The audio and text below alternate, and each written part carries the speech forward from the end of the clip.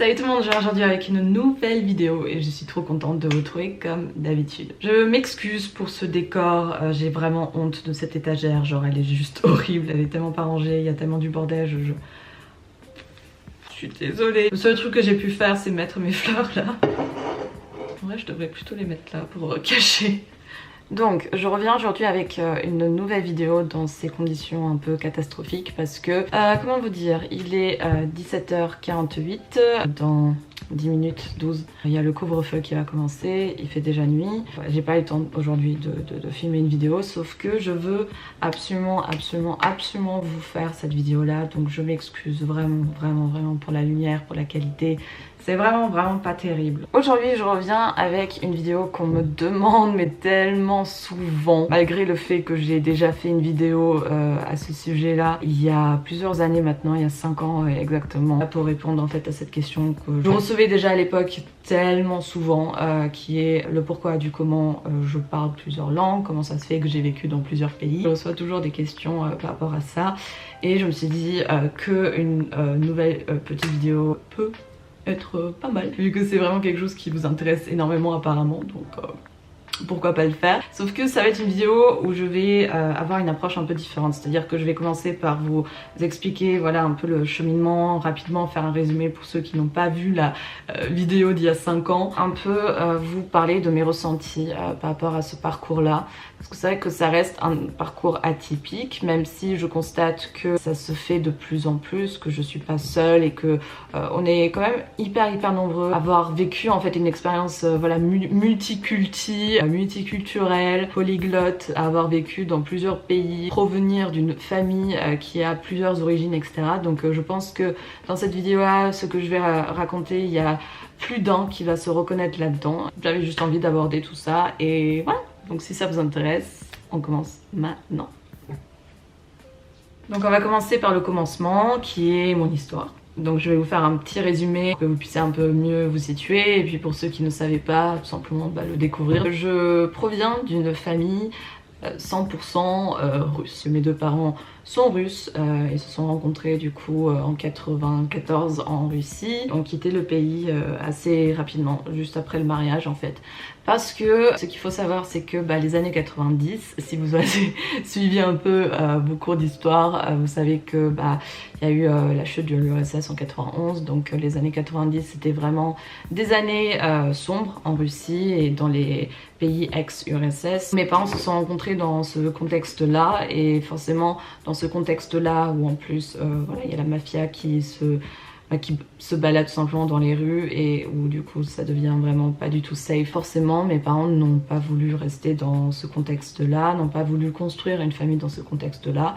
Et on saisit en fait tout simplement l'occasion, ils sont partis à l'étranger. Mon père il a eu la chance d'obtenir proposition de travail pour 4 ans au Canada. Du coup ils sont partis au Canada et au bout de 2 ans je suis apparue. Donc je suis née au Canada, j'ai obtenu du coup la nationalité russe par le biais du sang et en même temps j'ai obtenu aussi la nationalité canadienne par le droit du sol. Donc déjà là mon histoire commence de manière un peu anormale et de base en fait mes parents devaient rentrer directement au bout de ces 4 ans, retourner en Russie. La vie, on a décidé autrement, tout simplement. On est arrivé en Europe, on est arrivé aux Pays-Bas, on y a vécu pendant 1 an et demi, donc c'était vraiment pour le coup un peu, voilà, passager. Et après, on est parti en Allemagne où je suis restée plus longtemps, à savoir 7 ans. Donc j'ai vécu 3 ans à Munich, 4 ans à Brême. Quand je suis arrivée en Allemagne, j'avais 3 ans et demi, un truc comme ça. Donc comment vous dire que l'Allemagne, la culture allemande, la langue, enfin tout ce qui tourne autour de l'Allemagne, c'est devenu vraiment très rapidement très important pour moi, tout simplement devenu mon pays, ma langue maternelle parce que c'est aussi la première langue que j'ai appris à parler. On va y revenir un peu après par rapport aux langues maternelles, etc. parce que c'est vrai que la définition un peu de base à chaque fois qu'on ressort, c'est que la langue maternelle c'est, comme le nom l'indique déjà, la langue que parle notre mère. Mais dans mon cas c'est un petit peu plus compliqué et je sais que c'est aussi un peu plus compliqué pour plein d'autres personnes qui ont aussi une histoire un peu similaire. Sauf que à l'âge de 10 ans, on est arrivé en France. Donc on a déménagé en France et en France ça fait déjà maintenant 13 ans que j'y vis. Voilà un peu pour le résumé de ma vie. Étant donné que j'ai eu ce parcours là et cette histoire là, forcément dans mon caractère et dans mes envies et dans mes ambitions, le côté international a toujours été présent et ça s'est énormément reflété également dans mes études. Le fait que j'ai fait une double licence de droit français, droit allemand, le fait que j'ai intégré cette année un master de droit des affaires comparées en collaboration avec l'Université de Montréal, c'est pas pour rien. Et c'est pas pour rien non plus mon envie de devenir juriste d'entreprise à l'international, parce que en fait je ne peux pas rester dans un même endroit trop longtemps. C'est-à-dire que j'ai besoin de ce côté international, j'ai besoin de bouger, j'ai besoin d'être à droite et à gauche et jamais m'arrêter, parce qu'en fait pendant complètement les 10 premières années de ma vie, c'était ma normalité, c'est ce que je connaissais le mieux. Bien sûr que mon histoire, à chaque fois que je la raconte, elle laisse pas les gens indifférents et les gens sont toujours un peu fascinés par cette histoire-là et disent à chaque fois que j'ai beaucoup de chance, que c'est vraiment quelque chose d'incroyable, super cool, etc. Et je suis d'accord avec eux et honnêtement, ça a toujours été ma vie comme ça et que ça fait partie de mon histoire. Si je n'avais pas vécu ça, ma vie n'aurait clairement pas été pareille et j'aurais jamais été en fait la même personne que je suis aujourd'hui. Donc bien sûr que ça m'a forgé et ça m'a permis de devenir qui je suis aujourd'hui. Mais c'est vrai que ça n'a pas toujours été facile non plus ces années-là, parce que c'est pas quelque chose d'anodin de changer de culture, de langue, de tout en fait, et devoir pour le coup à chaque fois recommencer, mais vraiment du début. C'est vraiment pas quelque chose de simple, surtout lorsque on est enfant. J'ai envie dans cette vidéo-là d'un peu aborder les plus et les moins, et à la fin aussi mes ressentis actuels. Donc au niveau des points positifs, bien sûr, voilà, c'est quelque chose qui paraît un peu évident, c'est qu'aujourd'hui à 23 ans, je parle 4 langues couramment pour le coup. C'est-à-dire que je parle le français, je parle l'anglais, je parle l'allemand et je parle le russe couramment. C'est vrai que c'est une véritable richesse, parce qu'aujourd'hui j'ai cette chance-là de pouvoir en fait communiquer avec davantage de personnes dans le monde. Et je pense qu'aujourd'hui, en 2021, parler une seule langue n'est plus possible, et que en fait c'est en fait primordial de savoir ne serait-ce qu'une autre langue étrangère. Étant donné que j'ai vécu dans ces pays-là la majorité du temps, forcément ce sont des langues que j'ai appris comme ça par moi-même, et forcément c'était entre guillemets plus facile pour moi, même si le français honnêtement ça a pris du temps, et c'était vraiment la langue un peu la... Non, je dirais pas, parce que le russe c'était quand même aussi compliqué. Bref, on va y revenir également. D'avoir eu une enfance en fait très multiculturelle. J'ai vraiment grandi dans plusieurs cultures, dans la culture allemande, dans la culture française et particulièrement dans la culture russe. Ce qui fait que aujourd'hui, ce sont 3 cultures que j'ai en moi qui sont très importantes pour moi. Ce qui font également mon ouverture d'esprit, mon ouverture sur le monde. Je suis toujours fascinée et curieuse de savoir comment ça se passe ailleurs, et je suis pas simplement focus sur le pays dans lequel je vis à un moment T. J'estime que c'est une véritable richesse et un véritable avantage, parce que je l'ai remarqué dans mon entourage, c'est pas quelque chose que tout le monde fait malheureusement, je trouve. Venons maintenant aux difficultés. Il y a certainement beaucoup plus d'avantages que ça, mais c'est vrai que les avantages, c'est pour moi quelque part quand même évident. En fait, tous les avantages que ça représente, ce genre d'histoire, quelque chose que les gens voient directement. Et c'est pour ça que dans cette vidéo-là, même si j'ai pas envie de rendre cette vidéo en négative et tout, mais je trouve que c'est quand même intéressant en fait d'aborder aussi les côtés un peu plus moins cool, moins bien, un peu plus difficiles, parce que c'est pas forcément quelque chose auquel les gens pensent directement. Je raconte mon histoire, c'est à chaque fois mais waouh, c'est incroyable et tout, t'as tellement de chance. Et c'est vrai que oui, j'ai clairement tellement de chance, et jamais au monde j'échangerai en fait cette partie de ma vie et mon histoire tout simplement avec une autre, parce que tout simplement elle m'appartient et que c'est moi tout simplement. Mais il faut aussi dire que ça n'a pas été facile, honnêtement ça n'a pas été facile tous les jours. Le simple fait déjà pour moi en tant qu'enfant, au niveau de ma construction personnelle, savoir qui je suis, et aussi au niveau de mon développement, ça a posé quelques petits soucis quand même. Par exemple, j'ai commencé à parler très tardivement, à l'âge de 6 ans. Selon moi, il n'y a pas d'âge pour un enfant de commencer à parler, de commencer à marcher ou quoi que ce soit. L'enfant il se développe comme il peut. C'est vrai que c'est quand même considéré, 6 ans c'est tard, et même je pense à mes parents qui pendant 6 ans ont dû vivre avec un enfant qui ne parlait pas. Je pense que j'aurais été également inquiète en fait. Même si on n'a pas eu d'explication médicale, scientifique ou quoi que ce soit, moi mon explication à moi c'est que j'étais perturbée parce que j'ai entendu concrètement 4 langues différentes depuis ma naissance. Forcément c'est perturbant pour un enfant. L'enfant ne sait pas trop par quelle langue commencer, quelle langue apprendre en premier, mon cerveau a fait le choix de privilégier l'allemand parce que, je sais pas, peut-être il s'est dit que l'allemand c'était vraiment plus simple à côté des autres langues telles que le russe. L'allemand est devenu du coup rapidement ma langue maternelle alors que le russe a toujours été la langue qu'on parlait avec mes parents, qu'on parlait à la maison et ça a vraiment été la langue pour le coup que j'ai le plus entendue dans ma vie, mais que j'ai pas le plus pratiqué et c'est vrai que ça y joue énormément également, c'est la pratique. Le russe est devenu vraiment beaucoup plus absent dans ma vie à cette période-là parce qu'en fait je parlais que russe avec mon papa. Je tiens également à préciser et je remercie tellement mes parents de m'avoir inscrit en fait quand on vivait à Munich dans une école russe pendant 1 an parce que c'est là-bas où j'ai appris du coup l'alphabet cyrillique, où j'ai appris à lire, à écrire, davantage découvert également la culture russe, surtout cette culture russe que tous les enfants, tous les petits-enfants en Russie ont. Quand j'étais petite, j'ai toujours été curieuse, j'ai toujours adoré regarder des films, des dessins animés dans n'importe quelle langue. En fait, les langues, ça, je m'en foutais un peu, pour moi c'était vraiment le dessin animé qui comptait. Je me retrouvais à regarder énormément de dessins animés russes, en fait tous les grands classiques, et vraiment là pour le coup, tous les russophones vont connaître Cheburashka, Winnie Pooh. Je regardais également beaucoup de dessins animés en anglais parce que pour le coup je comprenais pour le coup vraiment rien. Je commençais déjà à pratiquer l'anglais en maternelle de manière assez très importante en fait. Et ça restait en fait pour le coup vraiment une langue que je maîtrisais absolument pas. Le russe est devenu beaucoup plus important dans ma vie avec le déménagement en France. C'était vraiment un déménagement qui était très difficile pour moi parce que j'avais 10 ans déjà. On m'a mise en fait dans une école française. Sauf que je ne parlais pas français du tout. Genre rien, nada. Tout ce que je savais dire c'était bonjour et merci et comment vous dire que j'ai allé pas très loin avec tout ça. Compliqué pour moi niveau intégration et même le fait d'un jour au lendemain en fait un peu tout quitter mes amis, quitter ma langue maternelle, quitter quelque part ma patrie parce que l'Allemagne est vraiment devenue ma maison, enfin mon tout. J'ai quand même énormément galéré en France parce que, et à apprendre le français parce que pour le coup 10 ans c'est quand même un âge qui est assez difficile où les enfants sont pas forcément très tendres. Rapidement en fait j'ai créé un complexe autour de mon français, autour du français en général, ce qui a fait que ça m'a un peu empêché de réellement progresser en français parce que j'osais pas parler. Et c'est juste à partir de mon entrée au lycée où honnêtement j'ai commencé à être beaucoup plus à l'aise en français, où j'ai commencé à petit me sentir aussi mieux en France et bien.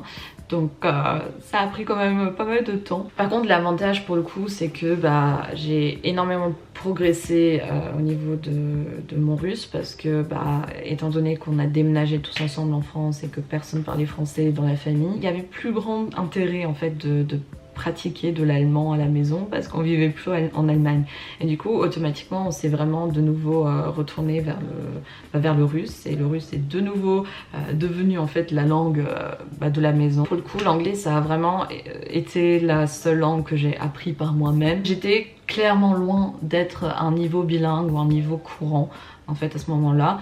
J'avais des facilités mais il me manquait encore beaucoup de trucs et c'est vrai qu'aujourd'hui toujours un peu compliqué parce que c'est vrai que je me suis énormément améliorée en anglais grâce à ma scolarité, grâce à certains profs que j'ai eu qui m'ont poussé en fait à progresser, à pas rester assise sur mes acquis. Ça c'est tellement important et tellement difficile lorsque tu parles plusieurs langues, c'est de rester sur tes acquis parce que tu te dis tranquille je parle déjà ces langues là donc pas besoin de progresser, sauf que en fait le progrès c'est pour toujours, c'est pas parce que tu as soi-disant acquis quelque chose que tu peux pas encore faire mieux et encore progresser. Puis par rapport à l'anglais, le fait de regarder beaucoup de séries, beaucoup de films aussi en VO, lire en anglais, enfin tout ça, ça a forcément aidé. Venons maintenant un peu à la partie langue maternelle, etc., langue que je maîtrise le mieux.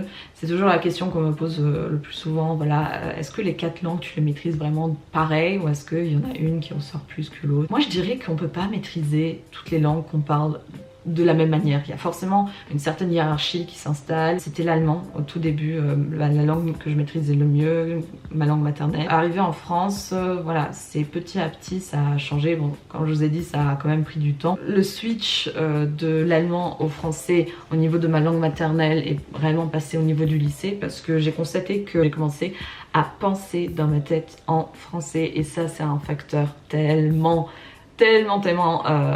important. Qu'est-ce que c'est une langue maternelle? Je vous ai donné déjà une première définition qui est la langue que parle ta mère, aka tes parents. Sauf que pour moi, il y a 3 définitions différentes. Peut-être il y en a plus, mais en tout cas, moi, j'en vois 3. Première, c'est que je viens de vous dire. Deuxième, c'est la Hey, donc c'est la cri-cri du montage qui vous parle là actuellement parce que lorsque je tournais la vidéo, j'avais complètement oublié ce que je voulais dire, la deuxième définition pour tout ce qui est la langue maternelle et ça m'est revenu du coup pour pendant le montage. Donc en fait la deuxième définition que selon moi on peut donner langue maternelle, c'est tout simplement la première langue que tu as parlé dans ta vie.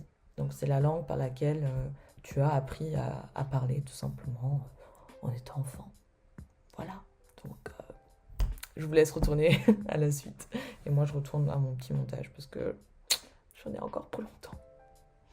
Soit c'est la langue que tu estimes maîtriser le mieux. Et moi pour le coup, c'est clairement pas la langue de mes parents, c'est clairement pas la langue de mes origines parce que le russe, c'est une langue avec laquelle je galère toujours, même après 23 ans. C'est une langue qui est tellement compliquée que je me suis mise à la lecture, j'ai commencé à lire La guerre et la paix de Tolstoï, que j'adore. Genre hier, je me suis couchée à 4 heures du matin parce que j'étais en train de le lire. Quand je lisais, j'étais à fond dans l'histoire et à un moment donné, j'ai constaté que en fait, j'étais en train de lire du russe. C'est bizarre, mais ça m'a fait un peu un clic, un déclic. J'étais en train de lire le russe, je le comprenais parfaitement. Il y avait une fluidité qui s'était installée. Et il faut savoir que lire en russe, ça a toujours été une de mes plus grandes peurs et un peu les trucs que je voulais éviter à tout prix parce que je m'inventais un peu toutes les excuses au monde comme voilà, je peux pas lire en russe, ça me fait mal aux yeux, blablabli, blablablou. Bref, Christina, drama queen comme toujours, on adore et je suis à fond dedans et j'adore et je suis trop fière et je suis trop contente. Je me suis rendu compte qu'en fait le français c'est devenu ma nouvelle langue maternelle parce que c'est la langue que je maîtrise le mieux, c'est la langue dans laquelle j'ai fait toute ma scolarité, toutes mes études supérieures. Donc forcément ça m'a aidé un peu. Parmi les 4 langues que je pratique, la langue que j'estime maîtriser le mieux et j'estime être ma langue maternelle parce qu'en fait c'est la langue dans laquelle je me sens le plus à l'aise et dans laquelle je peux m'exprimer le mieux. C'est-à-dire que j'ai un vocabulaire tellement riche en français par rapport en comparaison aux autres langues, grâce aux études que je fais également qui m'ont forcément énormément aidé. Et honnêtement, ça va être l'objet d'une prochaine vidéo. Voilà, comment améliorer son français en tant que native, en tant qu'étrangère, parce que j'ai pas mal de conseils, pas mal d'astuces, pas mal de tips à donner par rapport à ça. Je fais le moins de fautes à l'oral, le moins de fautes d'orthographe, ça arrive toujours parce que je suis un être humain. C'est la langue dans laquelle je m'exprime aussi le mieux, j'exprime le mieux ce que je ressens. Il y a 2 ans, quand je passais la sélection des masters, j'avais passé en fait un entretien pour un master à Tours. Quand je suis arrivée à l'entretien, je me suis retrouvée face à un jury composé de 3 personnes. Et avant de commencer l'entretien, ils m'ont demandé que j'explique un peu mon historique, parce que mon contexte personnel, parce qu'ils étaient un peu perdus, ils voyaient voilà, un nom, famille étranger. Du coup, je leur ai expliqué exactement ce que je vous ai expliqué au début, mon histoire. Et d'un coup, le responsable du master me pose la question, mais du coup, vous êtes qui? Genre, vous êtes quoi?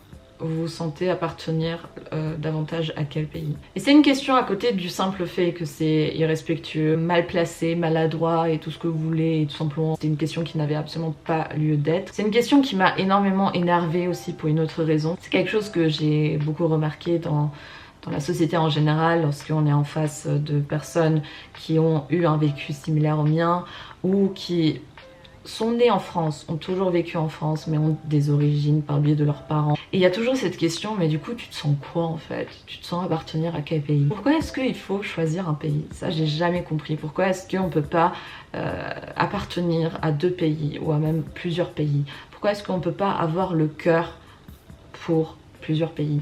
Et même en tant que pur français, de pure souche, c'est-à-dire quelqu'un qui est né en France, a toujours vécu en France, provient de famille française, lors d'un voyage est parti à l'étranger et tout simplement tombé amoureux de la culture et de ce pays-là et se sent aussi appartenir à ce pays-là, pourquoi cette personne-là ne peut pas se sentir autant français et autant la culture et tout simplement le pays en question? Plus je grandissais, plus je me posais aussi cette question-là, mais du coup, je suis quoi? J'avais l'impression d'être tout et rien à la fois. J'avais cet environnement multiculturel et en même temps, en fait, j'avais l'impression qu'il y avait toujours quelque chose qui manquait et ce qui manquait, c'était soit la nationalité, le contexte familial, soit le vécu. Enfin, il y a toujours quelque chose qui manque. Et même encore aujourd'hui, c'est quelque chose qui est toujours un petit peu présent, mais un peu moins parce que j'ai compris tout simplement que c'est bête en fait un peu de réfléchir comme ça. Mais en gros, par exemple, prenons le cas de la Russie. À chaque fois que je viens en Russie, je me sens un peu revenir à la maison, même si j'y ai jamais vécu. Mais en même temps, je me sens aussi comme étrangère parce que j'ai un fort accent. Et c'est aussi un de mes nombreux complexes. On entendait que j'étais étrangère et du coup, quand j'allais en Russie, on me posait toujours la question, mais vous venez d'où? Mais vous parlez tellement bien russe, c'est incroyable. Et je laissais les gens tout simplement dire ce qu'ils avaient à dire sans dire que en fait je suis russe. Alors qu'en soi je me sens russe, je me sens autant russe que française, que allemande, que canadienne et bien sûr qu'il y a des pourcentages en fait différentes. C'est-à-dire qu'aujourd'hui je me sens plus française que les autres. J'ai vécu 13 ans en France, j'ai grandi en France, je me suis développée, je suis devenue une jeune adulte en France et j'ai vécu plein de moments très importants et plein de moments essentiels en fait, des moments clés en France, ce qui a fait que ouais, je me sens française et c'est quelque chose que j'ai compris quand je suis partie en Allemagne et que j'ai commencé à constater que le comportement des Allemands était quand même un peu chelou, alors que c'était un comportement qui pour moi encore il y a quelques années était complètement normal parce que je me sentais moi-même allemande. Là, ça m'a fait un déclic. Et c'est vrai qu'en fait, on est toujours plus patriote quand on est à l'étranger que quand on est dans son propre pays. Jamais je pourrais dire que je me sens que française et que je suis française à 100% parce que déjà je ne le suis pas, je suis en fait rien du tout concrètement sur les papiers. Je suis une simple résidente en France parce que du coup j'ai toujours pas la nationalité française. Je vais pas rentrer dans les détails, ça fera peut-être l'objet d'une vidéo à l'avenir, mais c'est vrai que c'est un petit peu compliqué de ce côté-là et ça m'a créé pas mal de difficultés et pas mal de moments où je me suis rendu compte que ouais, en fait tu n'es pas comme tout le monde. Administrativement parlant, en fait tu n'es pas comme tout le monde, tu n'es pas considérée comme française et c'est quelque chose qui est très difficile parce que quand tu te sens française et que t'as pas cette confirmation d'un point de vue administratif, c'est très compliqué. Pendant la Coupe du Monde, j'ai perdu ma voix pendant 5 jours quand même parce que j'étais tellement heureuse en fait que la France avait gagné. Il y a des gens qui ont quand même osé me dire mais pourquoi t'es contente, t'es pas française? Certes, ce sont des gens cons, mais sur le moment ça se vexe, ça fait mal, ça te blesse et c'est pas agréable du tout. Mais c'est vrai que c'est un fait en fait. Aujourd'hui je ne suis pas simplement française, je suis également russe, je suis également un peu allemande, un peu canadienne parce que ça fait tout simplement partie de ma vie, de mon contexte et en fait jamais, au grand jamais je vais renier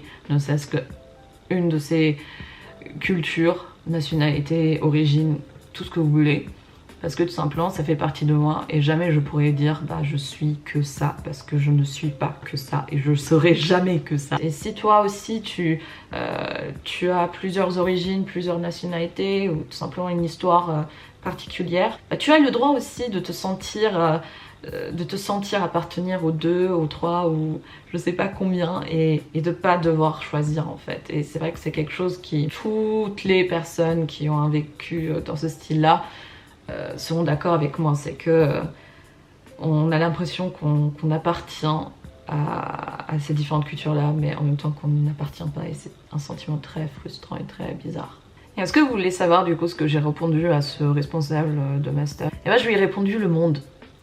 Et peut-être c'était assez prétentieux de ma part et ça faisait peut-être un peu trop hey bitches, le monde m'appartient alors que c'est pas dans ce sens-là. Un petit peu quand même, mais pas trop. Grâce à mon histoire, grâce à mon vécu, je me sens appartenir à plusieurs cultures, à plusieurs pays et du coup, en fait, je me sens appartenir au monde et je pense que tout le monde appartient au monde quelque part parce que certes, on a des racines plus importantes dans un pays que dans un autre, mais dans l'ensemble, on vit sur la même planète et on vit sur la même terre.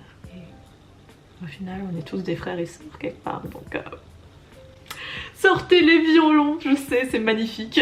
Et je pense que du coup on va se quitter sur cette magnifique phrase parce que j'ai déjà mal à la gorge et je sens que je sais pas comment je vais réussir à monter cette vidéo là, ça va être hyper long. Cette petite vidéo, même longue, vous a plu, qu'elle a été intéressante, que j'ai enfin pu répondre à vos questions, à vos questionnements.